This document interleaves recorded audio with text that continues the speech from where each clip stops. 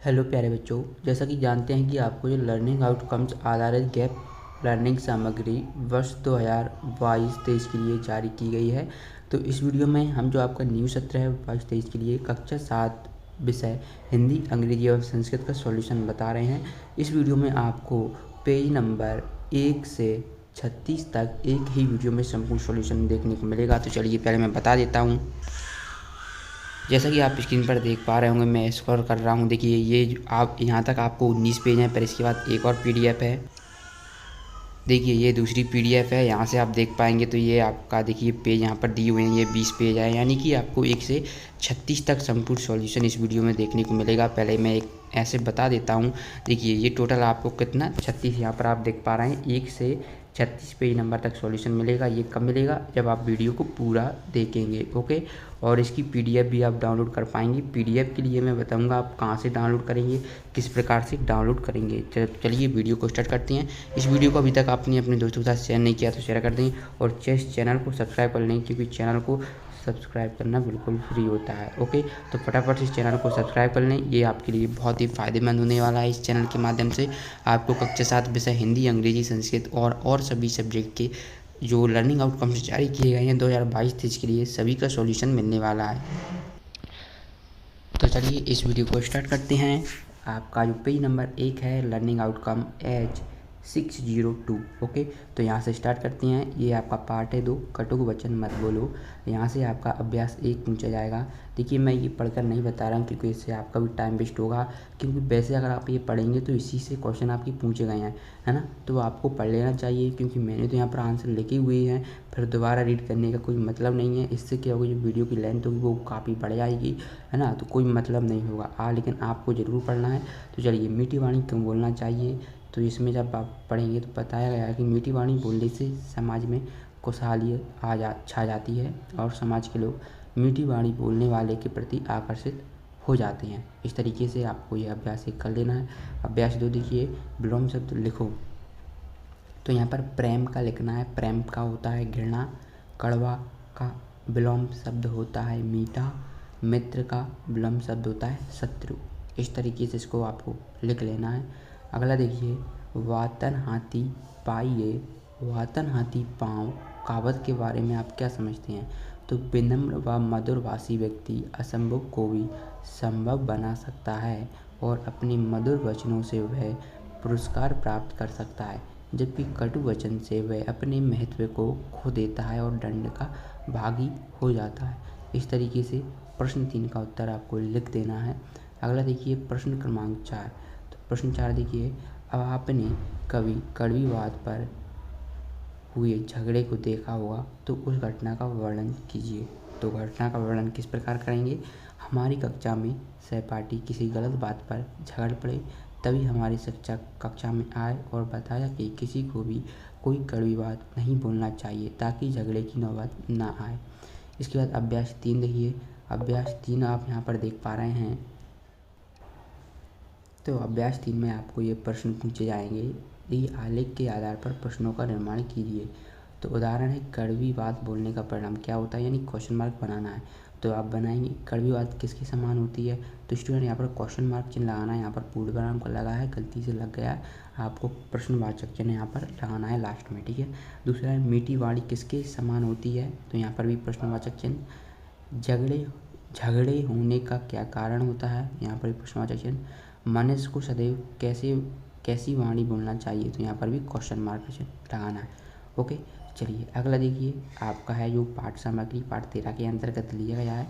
इससे जो अभ्यास 4 पूछा जाएगा, इस तरीके से पूछा गया है कि आपको सूची बनाना है। तो यहाँ पर पहला है फूलों के नाम। तो यहाँ पर फूलों के नाम लिखे हुए हैं, चंपा, चमेली, गेंदा, गुलाब, कमल। अब आपको लिखना है पक्षियों के नाम। तो हो जाएगा मोर, कोयल, चिड़िया, तोता, गौरैया। जानवरों के नाम में हो जाएगा शेर, हाथी, गाय, हिरण, घोड़ा। वृक्षों के नाम, पीपल, बरगद, आम, जामुन, नीम। और ऋतुओं के नाम में आपको लिख देना है, वर्षा ऋतु होती है, ग्रीष्म ऋतु होती है, शीत ऋतु होती है, वसंत ऋतु होती है, और शरद ऋतु होती है। तो इस तरीके से आपको सूची बना लेना है। अगला प्रश्न देखिए, प्रश्न 2, जो कि आपका अभ्यास 5 के अंतर्गत है, किस पर क्या असर। तो प्रश्न 2 है, इसका वसंत का किस पर क्या असर हुआ बताइए। जैसे पवन पर बहती थी मस्त पवन, फूल सब खिल उठे, है ना, पागल मन झूम उठे, डाली पर झूले डाले और मयूर संग मोर भी नाचा। इस तरीके से पेज 4 को आपको कंप्लीट कर लेना है। ओके, तो यहाँ से आप पेज 4 को कंप्लीट कर लेंगे। इसके बाद देखिए मूल्यांकन 1 आता है आपका। यहाँ पर मूल्यांकन 1 में आपको जो चित्र दिया गया है, ये डायग्राम, इससे संबंधित आपको कम से कम 5 वाक्य लिखना है। क्वेश्चन देख लेते हैं कितने वाक्य पूछेगा आपसे। तो देखिए 5 वाक्य ही वो पूछ रहा है, ठीक है। यहाँ पर आप देख पा रहे हैं, तो क्या देख रहे हैं कि चित्र के आधार पर 5 वाक्य बनाइए। तो चलिए उदाहरण के तौर पर यहाँ पर लिखा है बादल छाए गए हैं, तो उसी के अकॉर्डिंग बनाना है। जैसे कि मोर पंख फैलाकर नाच रहा है, हिरण विचरण कर रही है, विचरण यानी कि टहल घूम रही है, पक्षी उड़ रहा है, फूल खिल रहे हैं, फूल खिले या खिल रहे हैं, चारों ओर हरियाली छाई हुई है, मौसम बहुत ही सुहावना लग रहा है। इसका प्रश्न 2 है, पर्यायवाची शब्द लिखिए। यहाँ पर देखते हैं पर्यायवाची पक्षी का हो जाएगा खग और विहंग, और मोर का हो जाएगा मयूर सारंग, और भौर का हो जाएगा सुबह और प्रातः। इस तरीके से को कर लेना है कंप्लीट। और इसके बाद पाठ सामग्री जो कि पार्ट 2 से ली आएगी आपकी। यहाँ पर आपका है कटु वचन मत बोलो। तो चलिए प्रश्न 1 आप यहाँ पर देख पा रहे हैं। प्रश्न 1 है, प्रयोग के आधार पर शब्दों के 2 मुख्य भेद हैं। तो ये जो दिया गया है, विकारी शब्द क्या होती हैं और अविकारी शब्द क्या होते हैं, इनको आपको पढ़ लेना है। इससे आपको ये क्वेश्चन पूछे जाएंगे, वो मैं आपको बता देता हूँ। ओके, तो यहाँ पर देखिए अभ्यास 2 है। प्रश्न 1 पूछा जाएगा, मेरे साथ और भी लोग आए। तो मेरे साथ और भी लोग आपको यहाँ पर लिख देना है। वहाँ जाना मना है क्योंकि वहाँ शिकारी कुत्ते घूमते हैं। ओके, अगला देखिए, हमें प्रतिदिन विद्यालय जाना चाहिए। तो हमें क्या प्रतिदिन विद्यालय जाना चाहिए। खालिस्तान है पर रविवार का दिन है, तो आज क्या रविवार का दिन है।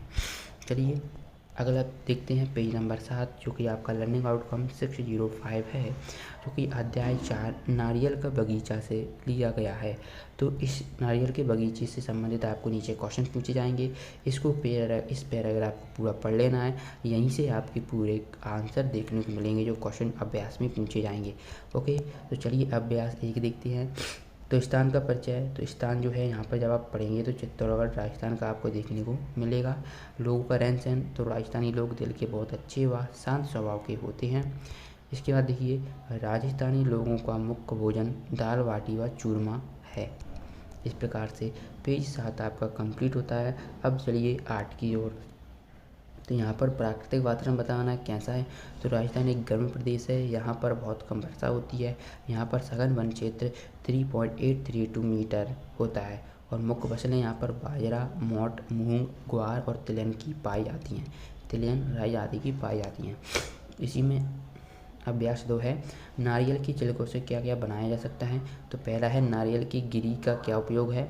दूसरा है नारियल के अंदर क्या होता है। ओके, और तीसरा है नारियल के तेल का क्या उपयोग है। ओके, और इसके बाद आप यहाँ पर देख पाएंगे नारियल का वृक्ष क्या क्या बनाने के लिए काम आता है, और नारियल के रेशे से आपके क्या क्या बनाया जाता है। इस तरीके से आपको इन प्रश्नों के उत्तर लिख देना है।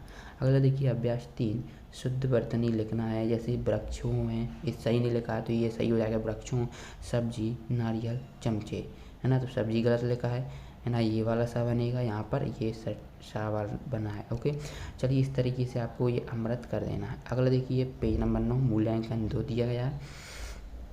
यहाँ पर ये डायग्राम देखकर आपको क्या बताना है, क्या लिखा है। तो स्टूडेंट इसको आप थोड़ा डिटेल में लिख सकते हैं, ज़रूरी नहीं। देखिए इसमें क्या क्या देखने को मिल रहा है कि एक नाव है, नाव पर एक आदमी बैठा है ना, और यहाँ पर नारियल के वृक्ष देखने को मिल रहे हैं।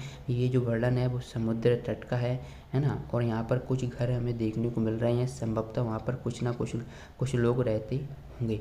इस तरीके से लिख देना है। मैंने यहाँ पर शॉर्ट में लिख दिया है क्या, एक नाव है और नारियल का पेड़ है। ओके, चलिए अगला देखते हैं, चित्र का प्राकृतिक सौंदर्य किस स्थान का लग रहा है। तो ये समुद्र तट का लग रहा है।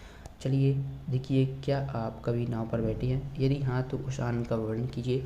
यदि नहीं तो क्या आप कभी नाव पर बैठना चाहेंगे। अभी तो नहीं बैठे, लेकिन जी हाँ मैं भी नाव पर बैठना चाहती हूँ। अगर आप लड़के हैं तो चाहता हूँ, और लड़की हो तो चाहती हूँ। ओके, चलिए अगले प्रश्न की ओर बढ़ते हैं, जो कि आपकी पाठ 17 से सामग्री ली गई है।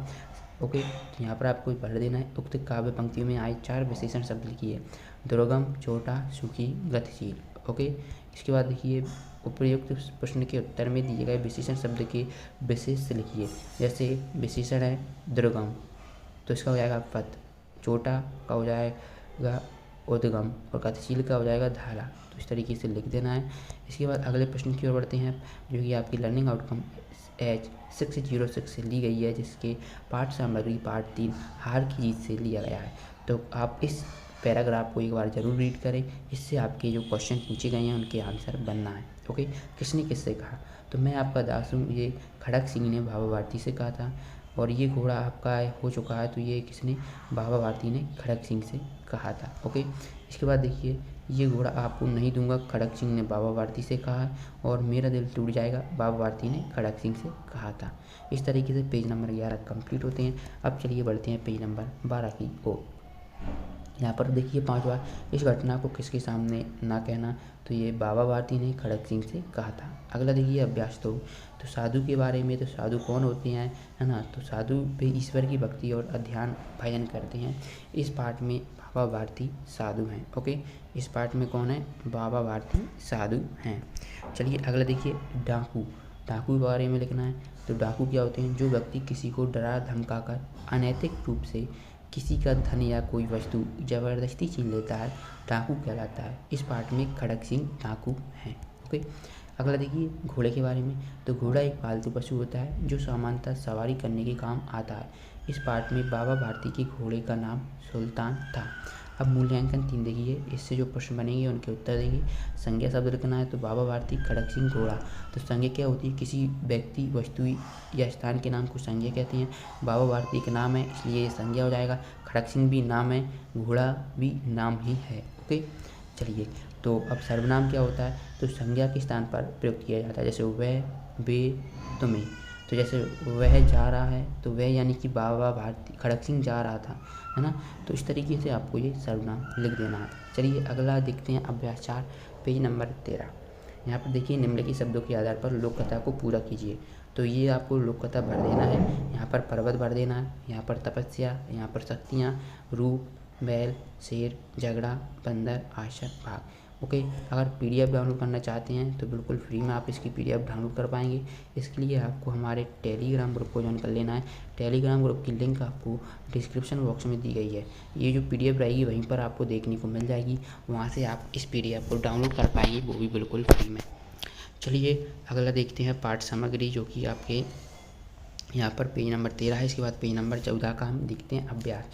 तो यहाँ पर देखिए पंक्ति 1 और 2 लिख देना है। तो पंक्ति 1 में क्या लिखना है? नर्मदा भैया ऐसे तो मिली रे, ऐसे तो मिली रे। पंक्ति 2 में लिखना है जैसे मिल गई भाई और बाप रे, जैसे मिल गए भाई और बहन रे। ओके, इसका मूल्यांकन 4 है। चलिए देखते हैं। अपने क्षेत्र का कोई एक लोकगीत लिखिए। अरे सुन मारा बीरा हो, गुर कर लो ना घर मत रिजो, नौगर से भवना तरियो, नौ घर मत रिजो। इस तरीके से मूल्यांकन 4 का पहले प्रश्न का उत्तर लिख देना है। दूसरा प्रश्न देखिए यहाँ पर आपको नहीं दिख रहा होगा तो कोई बात नहीं, मैं लिख भूल दूंगा। तो लोकगीत किस अवसर पर गाई जाती हैं? तो लोकगीत त्यौहार या किसी उत्सव के अवसर, यहाँ पर लिख देता हूँ, अवसर पर गाए जाते हैं। ओके, इस तरीके से ये कर लेना है। इसके बाद देखिए H609 आपको दिया गया है पाठ सामग्री, जो कि 20 के अंतर्गत लिया गया है। इसका देखिए जब रुपये प्रचलन में नहीं था तब लेन देन कैसे होता था? तो जब रुपये प्रचलन में नहीं था तब लेन देन वस्तु के बदले वस्तु द्वारा होता था। यहाँ पर चलिए देखते हैं। तो ये आपको नहीं दिख रहा होगा, कोई बात नहीं, मैं जो भूलूंगा आपको लिख देना है और मैं लिख दूँगा। तो यहाँ पर क्या है? रुपया ने जब कागज़ का रूप ले लिया तो क्या हुआ? तो यहाँ पर लिख देना है रुपया ने जब कागज़ का रूप रुपया जब कागज़ का होने से लाने और ले जाने में आसानी और सरलता हो गई। चलिए इसके बाद देखिए अनुमान और कल्पना करना है। ठीक है, तो यदि रुपये का प्रचलन नहीं होता तो क्या होता, है ना? तो आप लिखेंगे यदि रुपये का प्रचलन ना होता तो बाज़ार में वस्तुओं को खरीदने व बेचने में बड़ी कठिनाई होती, है ना? क्या होती? कठिनाई होती। चलिए अगला देखिए प्रश्न जो खा है नंबर का, यहाँ पर आपको इसको आंसर करना है। क्या है कि कल्पना कीजिए वर्तमान में यदि धातुओं के सिक्के ही प्रचलन में होती तो क्या असुविधा होती। ओके, तो ये आपको इसका आंसर आप देख पा रहे हैं। वर्तमान में यदि धातु के सिक्के ही प्रचलन में होते तो उन्हें ले जाने में बड़ी मुश्किल होती, चोरी और लूट का अंदेशा अधिक होता।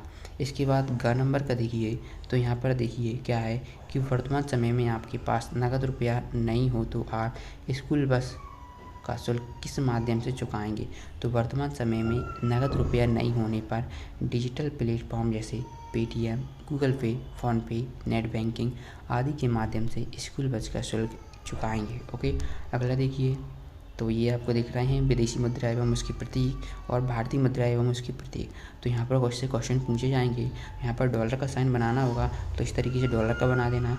ये येन है जो कि जापान की करेंसी है ना, मुद्रा है। इसको आपको इस तरीके से बना देना है। ओके, तो ये आपकी येन बन जाएगी। चलिए, इसके बाद आपसे कुछ प्रश्न पूछे जाएंगे। क्या है, चित्र के आधार पर आपको किस देश की मुद्रा का प्रतीक चिन्ह अच्छा लगता है और क्यों। तो चित्र के आधार पर हमें भारत देश की मुद्रा का प्रतीक चिन्ह अच्छा लगता है, क्योंकि इसे बनाना व याद रखना आसान होता है।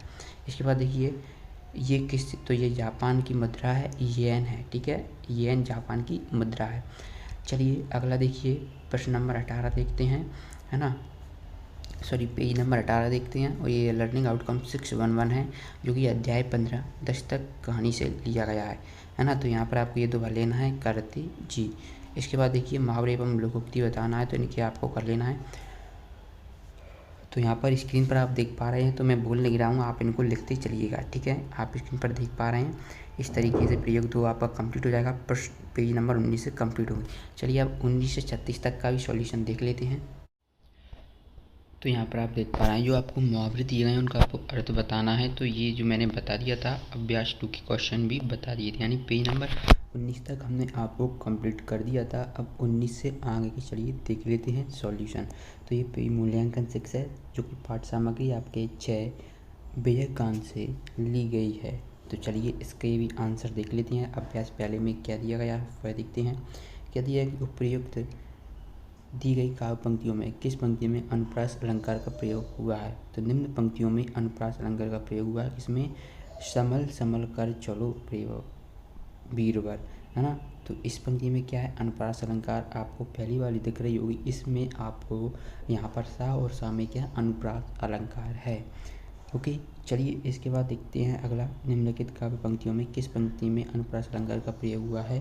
जैसे यहाँ पर दिया गया है, विजयी विश्व तिरंगा प्यारा झंडा ऊंचा रहे हमारा। तो यहाँ पर आप देखेंगे विजयी विश्व तिरंगा प्यारा में वाह और वाह 2 बार आ रहा है, तो इसमें अनुप्रास अलंकार है।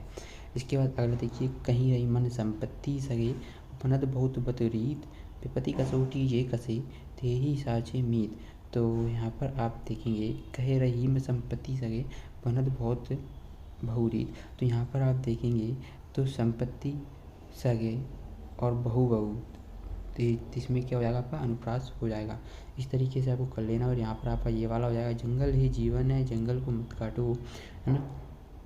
इस तरीके से पेज 20 आपको कंप्लीट कर लेना है। इसके बाद 21 पेज की ओर बढ़ती है, जो कि अभ्यास 2 है।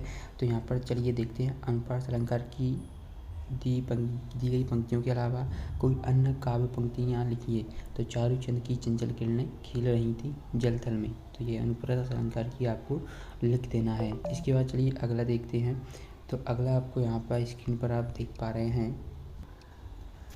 तो यहाँ पर देखिए क्या है क्वेश्चन, विजयगान कविता की कविता का पंक्तियाँ पढ़कर या सुनकर क्या अनुभूति हुई लिखिए। तो विजयगान कविता की काव्य पंक्तियाँ पढ़कर हमें त्याग, तपस्या और दृढ़ संकल्प की अनुभूति हुई। तो इस तरीके से इसका आंसर आपको कर देना है। इसके बाद ये आपका 20-21 नंबर पेज कंप्लीट होता है।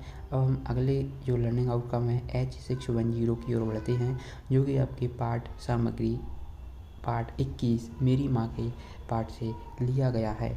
चलिए, तो इसको आपको पूरे को रीड कर लेना है अच्छी तरीके से, क्योंकि क्वेश्चन यहीं से आपसे पूछे गए हैं। चलिए अभ्यास देखते हैं, इनके आंसर देखते हैं, रेखांकित शब्द और उनके शब्दार्थ। जैसे अधीर है, अधीर यानी कि व्याकुल, सांत्वना यानी कि ढांढस, ऐश्वर्य यानी प्रतिष्ठा, भोगविलास यानी आमोद प्रमोद, उज्ज्वल यानी कि सुनहरा भव्य। इसके बाद देखिए अभ्यास 2 दिया गया है, दिए गए शब्दों का वाक्यों में प्रयोग कीजिए। जैसे दिया क्या है, कलंकित, तो गलत काम से व्यक्ति कलंकित हो जाता है। कलंकित शब्द का वाक्य में प्रयोग करना है। इसके बाद बलि देवी, बलि देवी महान पुरुष की विशेषता है। अगला देखिए, श्रद्धापूर्वक, ईश्वर को श्रद्धापूर्वक नमन करना चाहिए। इसके बाद है सफल, मेहनत। इसके बाद आप यहाँ पर देख पा रहे हैं, इसके बाद है क्या, मेहनत की तो यहाँ पर आप क्या करें, मेहनत को श्रम, ये आपका क्या है, श्रम सफल बनाती है। इस तरीके से आप यहाँ पर आपको कर लेना है। अगला देखिए, अभ्यास 3। अभ्यास 3 में प्रश्न 3 में पूछा गया है आपसे, शब्दकोश के अनुसार निम्नलिखित शब्दों को उचित क्रम में लिखिए। वाणी, जीवन, धारण, पुत्र, सफल, अधीर। तो उचित क्रम हो जाएगा अधीर, जीवन, धारण, पुत्र, वाणी, सफल। इस तरीके से इसको कंप्लीट कर लेना है। इसके बाद मूल्यांकन 7 आता है, चलिए इसको कर लेते हैं। उपसर्ग शब्द और नया शब्द आपको करना है। जैसे जय है तो इसका पराजय हो जाएगा, तो अधीन है तो ये हो जाएगा पराधीन, परा प्लस अधीन पराधीन, बी प्लस कार बेकार, नी प्लस दान निदान, अनु प्लस मति अनुमति। इसके बाद अब प्लस नति, तो ये हो जाएगा अवनति। इस तरीके से पेज नंबर 23 तक आपको कंप्लीट कर लेना है। चलिए अगला देखिए, अभ्यास 2। नए शब्द से शब्द और उपसर्ग अलग करके लिखिए।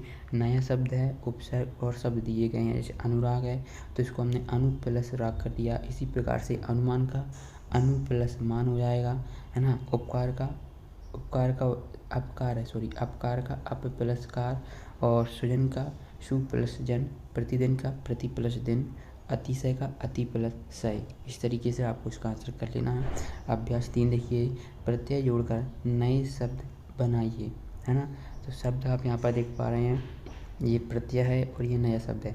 जैसे सजाना, तो प्रत्यय आवट जोड़ा तो क्या हो जाएगा, सजावट हो जाएगा।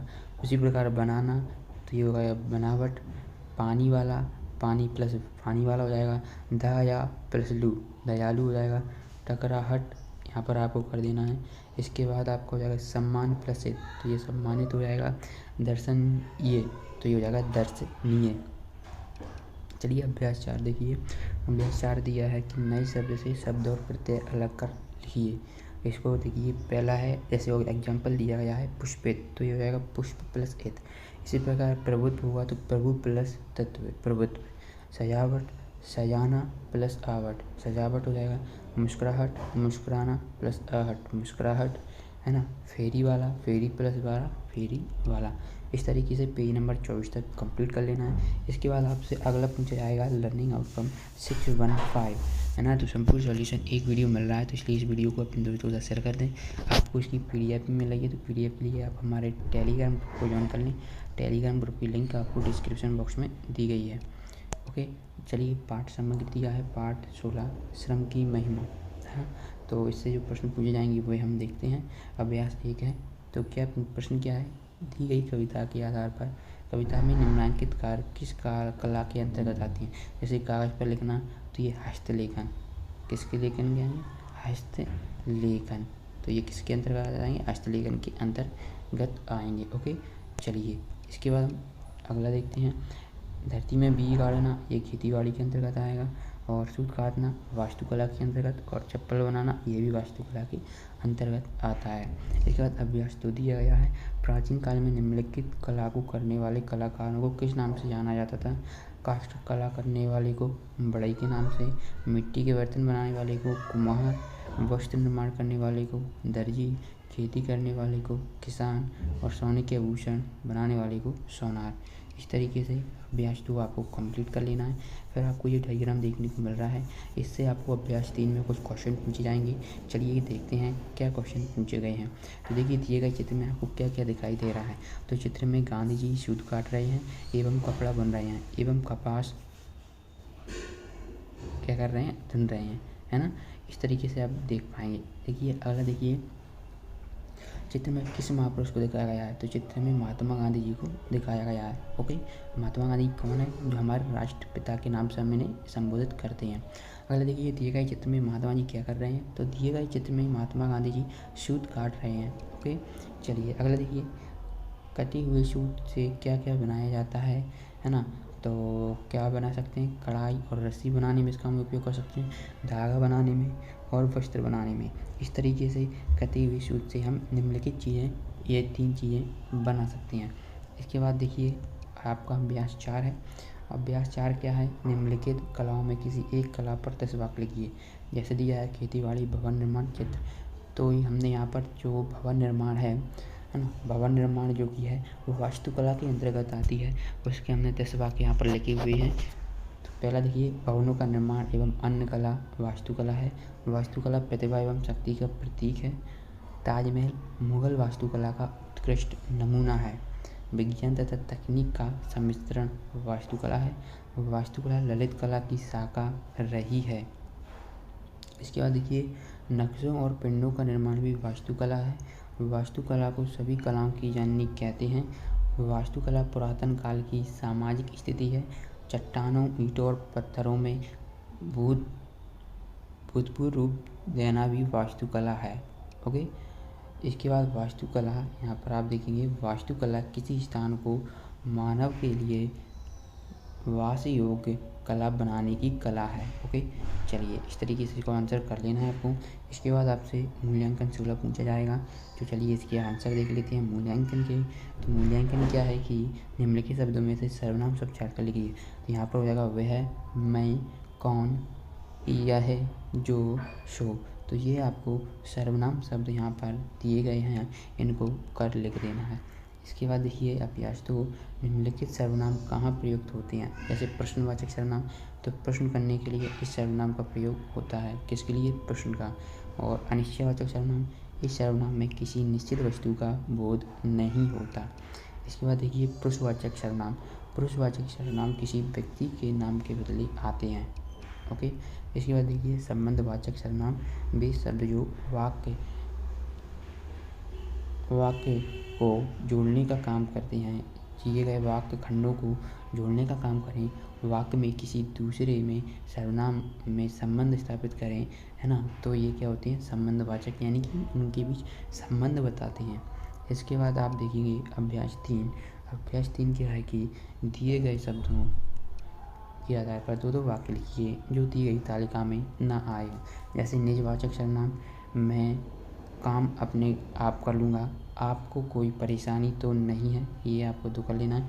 फिर इसके बाद आप देखेंगे निश्चयवाचक सर्वनाम, तो यहाँ पर लिखेंगे आजकल यह ज़्यादा बोलती नहीं है और वह एक बार फिर 10वीं कक्षा में प्रथम आया, है ना। इसके बाद प्रश्नवाचक, तुम क्या कर रहे हो, यहाँ पर क्वेश्चन मार्क बनाना है। क्या राम पास हो गया, तो यहाँ पर भी क्वेश्चन मार्क बनाना है। ओके, इस तरीके से आपको यहाँ पर कंप्लीट कर लेना है पेज नंबर 29 तक। इसके बाद चलिए अगला देखते हैं। तो यहाँ पर देखिए जो अगला है आपको H616, है ना। तो ये पाठ सामग्री आपको अध्याय 11 से ली गई है, इसको आपको पढ़ लेना है अच्छी तरीके से। चलिए सॉल्यूशन बताते हैं इसका, है ना। तो क्या है, प्रश्न दी गई काव्य पंक्तियों में किस घटना का वर्णन किया गया है। तो प्रस्तुत काव्य पंक्तियों में कवित्री ने 1857 के स्वतंत्र संग्राम में झांसी की रानी लक्ष्मीबाई द्वारा दिखाए गए अदम्य शौर्य का उल्लेख किया है। ओके, तो ये आपको कर लेना है। इसके बाद देखिए झांसी की रानी के बारे में आप क्या जानते हैं। तो झांसी की रानी लक्ष्मीबाई का जन्म वाराणसी में 19 नवंबर 1828 को हुआ था। इन्होंने बचपन में शास्त्रों की शिक्षा के साथ साथ शस्त्रों की शिक्षा भी की थी, है ना। शास्त्र और शस्त्र, शास्त्रों यानी कि वेद हुए, पुराण हुए, वह शास्त्र हुआ जो कि शस्त्र, जैसे कि भाला चलाना, तीर चलाना, तलवार चलाना, उन्होंने शस्त्र और शास्त्र दोनों को ही शिक्षा किया और बचपन में ही सीख ली थी। चलिए इसके बाद देखिए झांसी की रानी के अलावा आज़ादी की लड़ाई में भाग लेने वाले वीरों के नाम लिखिए। तो आज़ादी की लड़ाई में भाग लेने वाले वीरों के नाम बहादुर शाह जफर, लाला लाजपत राय, मंगल पांडे, महात्मा गांधी आदि थे। इसके बाद अभ्यास तो देखिए, अभ्यास जो है निम्नलिखित शब्दों में से तत्सम और तद्भव शब्द छाट कर लिखिए। जैसे मुँह, बूढ़े, कृपाण, चिंता, पिता, सौभाग्य, शोक, सीख, शत्रु, मनोज, है ना। तो इसको तत्सम क्या हो जाएगा, शत्रु का पिता हो जाएगा, सौभाग्य का मुख हो जाएगा, शोक का चिंता हो जाएगा, मनोज का बूढ़ा हो जाएगा। इसके बाद चलिए अगला देखते हैं। आपको ये डायग्राम देखने को मिल रहा है, यहाँ पर झांसी की रानी के डायग्राम आपको दिख पाएंगे, है ना। तो इसके आधार पर आपको चित्र में पूछा जा रहा है कि क्या दिखाया जा रहा है ना। तो चित्र में झांसी की रानी लक्ष्मीबाई, घोड़ा, सैनिक, तलवार इत्यादि हमें दिखाई दे रहे हैं। इसके बाद देखिए दिए गए चित्र के आधार पर निम्नलिखित के बारे में 2 वाक्य लिखिए। रानी लक्ष्मीबाई का जन्म वाराणसी में 19 नवंबर 1828 को हुआ था। आज़ादी की लड़ाई में बहुत से वीरों ने भाग लिया था। इस तरीके से वाक्य लिख देना है। ओके, चलिए अगला देखिए मूल्यांकन ये 9 दिया गया है आपको। कोई पाठ सामग्री 5 व्याकरण परिवार से लिया गया है। चलिए इसको हम कंप्लीट करते हैं, है ना। तो अब इसमें अभ्यास 1 पूछा गया है आपसे। तो क्या है, निम्नलिखित संज्ञा शब्दों को, तो जैसे कि आप यहाँ पर देख पा रहे हैं, ये आपको खुद पढ़ लेना है। ये ऐसा नहीं कि आपको क्या होता है व्याकरण परिवार पूछा गया है, ठीक है। ये आपको खुद पढ़ेंगे तो आपको ज़्यादा बेटर समझ में आएगा, ठीक है। तो मैं आंसर बताता चलता हूँ। निम्नलिखित संज्ञा शब्दों को संज्ञा के वेदों के अनुसार लिखिए। जैसे व्यक्तिवाचक तो हो जाएगा राम, भोपाल, सरिता। जातिवाचक में पशु, गाय, फल। भाववाचक में बुढ़ापा, डर और प्रशंसा। ओके, ये कर लेना। अभ्यास तो देखिए, निम्नलिखित वाक्य में संज्ञा एवं उसके भेदों के नाम छाँटकर तालिका में लिखिए। उसके सबके साथ प्रेम का व्यवहार करो। तो संज्ञा प्रेम है और भेद क्या है, भाववाचक। यहाँ पर चतुराई भाववाचक हो जाएगा और रामायण ये संज्ञा है और ये क्या है, व्यक्तिवाचक। लड़के क्या है, संज्ञा और ये जातिवाचक है, क्योंकि ये लड़के जो एक जाति का बोध करा रहे हैं, पूरी लड़के होते हैं उन्हीं का। निम्नलिखित संज्ञा भेदों की एक वाक्य लिखिए। व्यक्तिवाचक राम जा रहा है, जातिवाचक शेर जंगल में रहता है, भाववाचक उसने मेरी प्रशंसा की। ओके, चलिए अगला देखते हैं जो कि आपका लर्निंग आउटकम 617 है। पार्ट 7 हम बीमार ही क्यों हों, ये हमसे लिया गया है। तो चलिए देखते हैं जो कि अभ्यास 1 है समाचार बनाना। ओके, तो पहला है, यदि दी गई पाठ सामग्री स्वास्थ्य संबंधी समाचार का हिस्सा है तो आप निम्न बिंदु पर समाचार बनाइए। संतुलित आहार, व्यायाम। तो चलिए देखते हैं किस प्रकार से आपको बनाना रहता है। संतुलित आहार किस तरीके से बनाएंगे, तो यहाँ पर आप देखिए, संतुलित आहार वह आहार है जिसमें सभी पोषक तत्व जैसे प्रोटीन, कार्बोहाइड्रेट्स, वसा, विटामिन, खनिज लवण और जल शारीरिक ज़रूरत के हिसाब से उचित मात्रा में मौजूद हों। ओके, इसके बाद व्यायाम देखिए, व्यायाम वह गतिविधि है जो कि शरीर को स्वस्थ रखने के साथ साथ व्यक्ति के समग्र स्वास्थ्य को भी बढ़ाती है। चलिए इसके बाद ये कई अलग अलग कारणों के लिए किया जाता है। व्यायाम मांसपेशियों को मजबूत बनाता है। इसके बाद है नित्य स्नान। हमारी त्वचा में लाखों कूप हैं जिनसे पसीना निकलता है। जिन रोमकूपों को जहाँ भरपूर ऑक्सीजन की ज़रूरत होती है वहीं उन्हें भरपूर पोषक तत्व भी चाहिए। हमारी त्वचा को सुंदर रखने के लिए हमें प्रतिदिन नित्य स्नान करना चाहिए। ओके, चलिए इसके बाद देखिए स्वयं की राय। तो ये आपका है इंटरनेट पर प्राप्त समाचार। तो वर्तमान समय में यदि समाचार के किसी भी कोने में कोई भी घटना घटित हो तो उसके अगले दिन हमारे पास उसकी खबर आ जाती है। ऐसा सिर्फ समाचार पत्रों के माध्यम से ही संभव हो पाया है। चलिए देखते हैं स्वयं की राय के अंतर्गत क्या पूछा है। पत्रिकाओं में दी गई कहानियाँ। आजकल समाचार पत्रों में हमें दिन प्रतिदिन नई कहानियाँ देखने को पढ़ने को मिलती हैं। कहानियाँ से हमें नैतिक गुणों का विकास होता है एवं कहानियाँ हमें जीवन में अच्छी आदतें सिखाती हैं। इसके बाद है विद्यालय में रेडियो का उपयोग। ओके, तो विद्यालय में रेडियो का उपयोग अत्यंत आवश्यक है। रेडियो द्वारा आजकल विद्यालय में छात्रों के लिए दूरदर्शन के माध्यम से नए कार्यक्रम प्रसारित किए जा रहे हैं जिन्हें कम रेडियो में माध्यम से सुन सकते हैं। इस तरीके से आप एक यहाँ देखा आपने हिंदी का, जो कि आपको कक्षा 7 की हिंदी, अंग्रेजी एवं संस्कृत की लर्निंग आउटकम गैप सामग्री वर्ष 2022-23 के लिए जारी की गई है। चलिए मिलते हैं नेक्स्ट वीडियो में, धन्यवाद।